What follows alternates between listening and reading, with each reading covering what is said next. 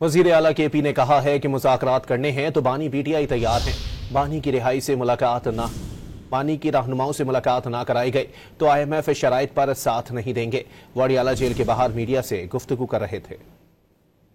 پاکستان کے لیے عمران خان صاحب نے ہمیشہ کہا ہے کہ مذاکرات ہے، اگر مذاکرات انہوں نے کرنے ہیں تو عمران خان صاحب اویلیبل ہیں۔ اب سسٹم کو سمجھ آ جانی چاہیے کہ ڈنڈے کے زور پر آپ ریاست کو نہیں چلا سکتے۔ اور ساتھ جو بجٹ آ رہا ہے تو اس کے لیے بجٹ کے لیے کچھ جو 4-5 ہمارے ضروری لوگ ہیں، جس میں ہمارا فائنینس ایڈوائزر ہے اور ہمارے پارٹی کے کچھ اور لوگ ہیں مجھ سمیت، ان کی ایک ملاقات ضروری ہے۔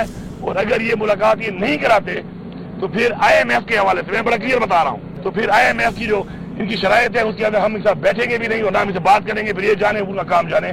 وزیر اعلیٰ کے پی نے کہا ہے کہ مذاکرات کرنے ہیں تو بانی پی ٹی آئی تیار ہیں۔ بانی کی رہنماؤں سے ملاقات نہ کرائی گئی تو آئی ایم ایف شرائط پر ساتھ نہیں دیں گے۔